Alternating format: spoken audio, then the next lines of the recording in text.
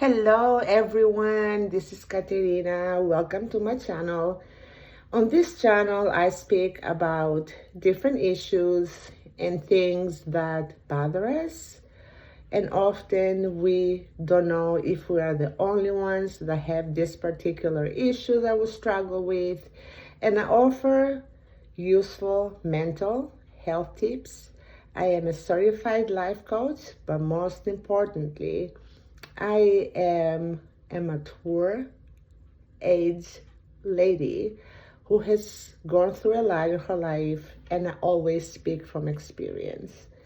And speaking of mature age, have you ever looked at two people and they are the exact same age, but one looks way younger and the other one does not? And I don't only mean look-wise, because there is things that we can do for our appearance, although I'm all about do your best and embrace where you are at the season in your life. But I am talking about the sparkle. I'm talking about the will, the energy, the will to just live, to not just go by what your age is. I have experienced that. I am 60, and I remember 20 years ago when I turned 40, I felt like the world was ending. I'm like, I'm 40 now. My life is halfway done. And I started thinking about my accomplishments, blah, blah, blah, right? Needless to say, when I turned 50, I was like, okay, well, life is done pretty much now. What is a 50-year-old supposed to do? And when I turned 60 this past February, I'm 60 and a half to be exact, things were a bit different. At first, it hit me.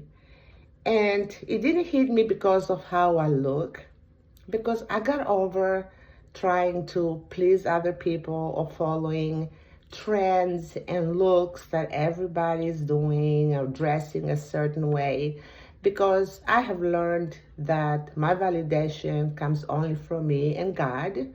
I am a Christian woman and a believer, but also because 60 kind of opened up my eyes to where, listen, life is not over. And yes, we're getting a little older, but perhaps this is the time to reinvent yourself and to just appreciate what is important and what is not, and not to waste time in things that really don't matter. Because I'm sure some of you, if not a lot of you, think back of things that we were bothered about and we stressed about throughout the years, and it came a day to where it's like, why did I even really care about that? Yeah, it's part of growing up, it's part of life, but why do two people, let's talk about women, but that can be men as well. Let's think about two 60-year-old women. One is full of life, and the other one is just waiting to die. There is some things that we can do. And the first one is we look at the chronological age. We look at the number like it means everything. The number 60 doesn't mean anything more than chronologically I am 60 years old. If I keep that in my mind in every decision I make, I will not make a lot of them. You know why? Because I'm 60, I'm tired. I will not enjoy this trip. I cannot hang in with the younger people. I'm 60, so I will not put a cream on my face or some lipstick on because I'm old now. And who cares? My life is nearly over. The chronological age makes us feel like I'm 60. Why should I start a business or a side hustle or something like that? So part of the reason is because we put way too much importance on our chronological age and what the number means to us. And unfortunately, the bigger the number, the more we fall into that. I took some notes that I'm going to read through them. Yes, part of focusing on the chronological age is the fact that our brains are wired as such to where if you think about that all the time and that's all you think, you're gonna act that way. If you are 60, but you think about that such as I'm 60 and it doesn't matter, not a lot of things have changed in the last 10 years and in the last 15 or 5 years, our brain will not rewired for you to act like an old 60 or 50 or 45 or 70 or 80-year-old. I'm just using 60 because that's my age. Another thing that is hurting us a lot, and I learned that the hard way, honestly, is the nostalgia. I am a very sensitive, empathetic person, and I come from Greece. I was born in Europe, but I've lived in the United States for a lot of years. I've traveled a lot. I've lived in different places of Europe because I was a military spouse for a long time. So I have collected a lot of memories. I have collected memories of me growing up in Athens, Greece, and then moving to the island of Crete. I have collected memories from Europe, from England, the United Kingdom, from Germany, from Holland, from Belgium, Spain, Italy, Turkey. We traveled a lot and I was blessed to see so many places. But I have collected a lot of memories, and sometimes when I look at pictures, I get sad. At least I used to get sad because I associated those pictures and these memories with, oh gosh, the good old days. Man, those were the good old days. They're gone now. So if we look at those memories that way, automatically we drain our today. It drains your present vitality, right? Because you could be having a great day, you could be have finished the workout, perhaps you're going out somewhere with friends, perhaps you're enjoying a quiet day home, perhaps you're at work, finish the shift, whatever the case may be. But being nostalgic is great when you think about the memories in a positive way. Oh, I am so blessed that I lived that. Look at the places I've been. Look at the wisdom I gathered from being there. I remember this, I remember that, but we have to remember them in a positive way, not as those were the good old days and now I have nothing to look forward to. Another thing is we have to break free from the need to please everyone. And I know that we talk about that a lot, and it's a common knowledge that we have to say no, we have to have our boundaries, absolutely. But you know, there's so many social expectations, there's so many needs that people expect from us. And if we have gotten these people used to always saying yes, if it takes away from us, then we need to start setting those boundaries down, right? Because why do we do it? Why do we say yes? If I'm invited to a function that I don't really want to go, I say yes. Why? Because I don't want the host or the hostesses to be upset, because I don't want him or her to say, well, what is wrong with her? She's not good enough anymore. Often is the fear of missing out. Oh, I have to go because I might miss something out that I might not experience just staying at home or choosing a quieter activity, for example. But breaking free from social expectations and the need of approval acts as a natural shield against ourselves. There is nothing you're missing out. If it serves you better to not go to an event, for example, for whatever the reason is, and you don't even have to give a reason. All you have to say is, this time I will not be able to. Thank you for the invitation. I will catch up with you another time, right? Another thing that keeps us old than we actually are, or older than we want to feel, is the fact that we are so used to be in our comfort zone in terms of being curious, learning new things, trying to figure things out. So our brain gets so comfortable in what we know already. So if we don't challenge it here and there to learn new skills, it will just remain in a status quo. The brain is like a muscle, my friends. It needs to be worked on. And I do not see why it is totally undoable. It's 40, 50, 60, 70, 80 to remain curious about things. Perhaps you don't want to learn a new CRM software program. Perhaps that is not something that will give you joy, but learn something new. Stay curious about things. Ask questions, read about certain things. We need to work on our brain. So another thing that I overcame, so I don't really feel my age. In all honesty, I'm 60.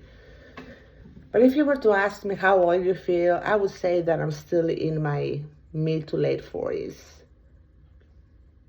Now, there is these old days to where you're like, oh, you get out of bed and something's hurt and,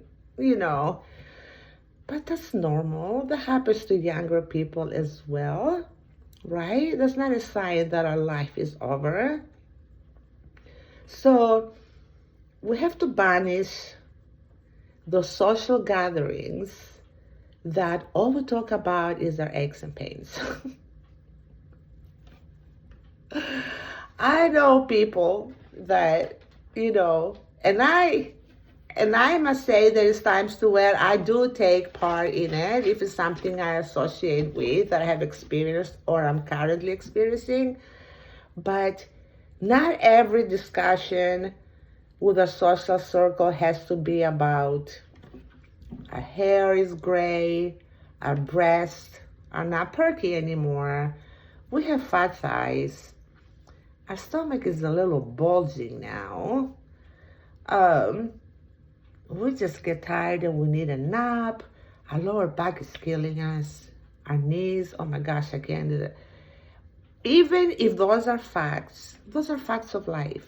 Those are things that happen, and they should not have anything to do with who you are and what you're trying to do every day.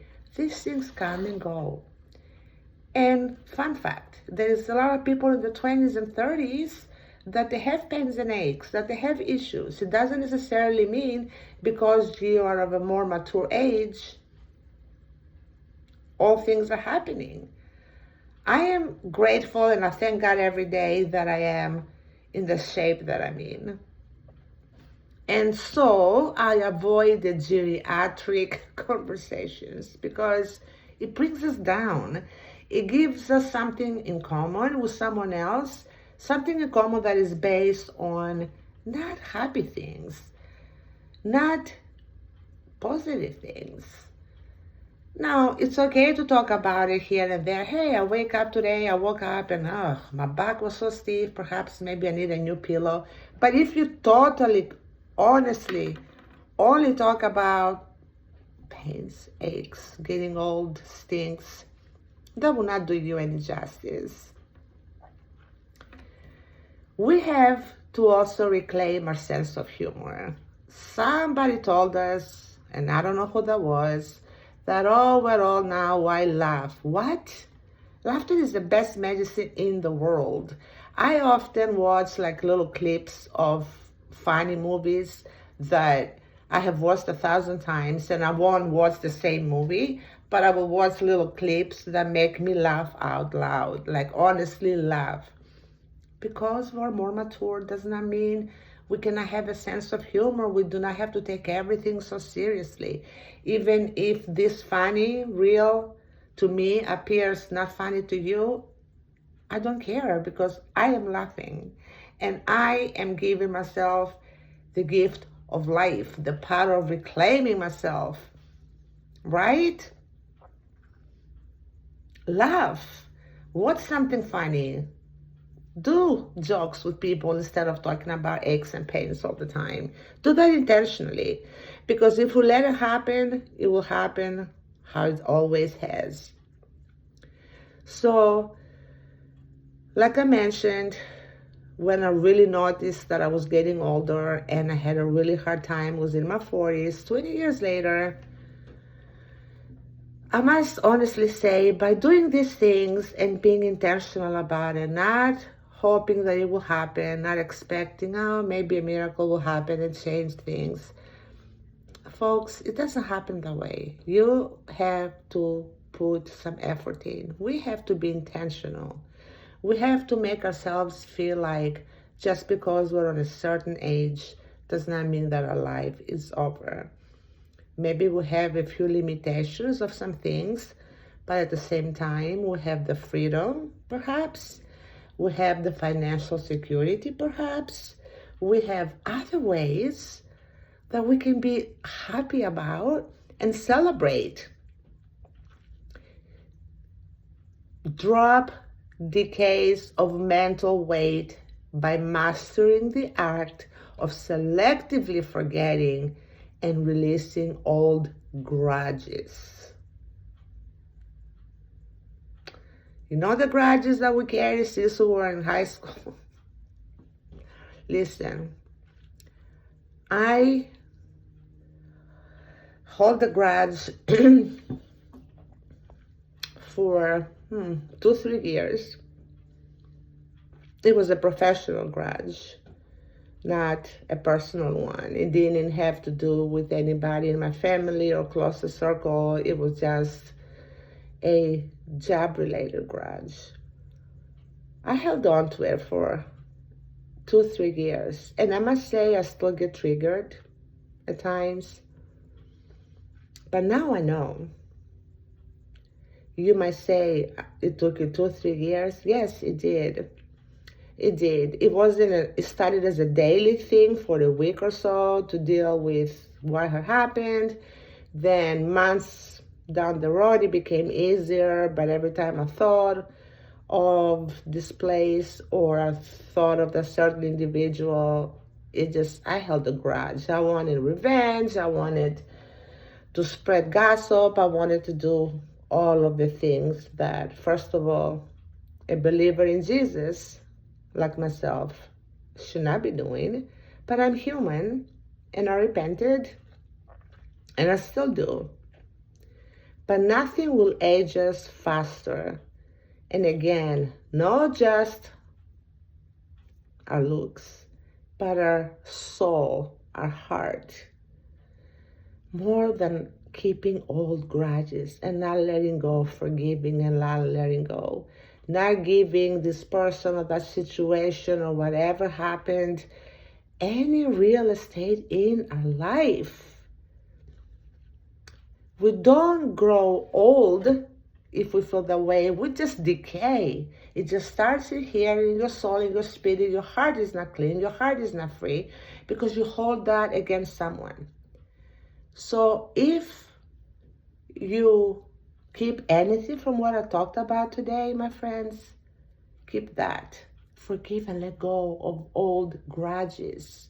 Don't question who was right, who was wrong. Just let it go.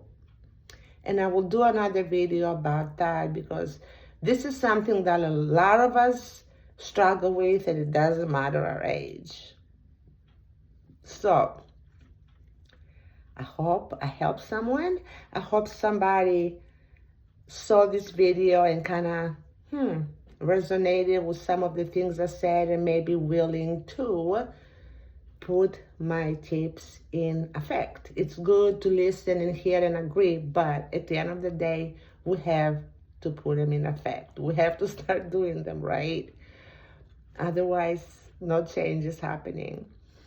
If you resonated with it, or if you have any other tips, I would so appreciate it if you just put it in the comments, and I will answer myself personally every single one. If you like my channel, please like it, please subscribe it, and give me ideas of what you would like to go deeper into, because I can talk about a lot of things that we struggle with, and I don't want you to feel like you're alone, because you definitely are not.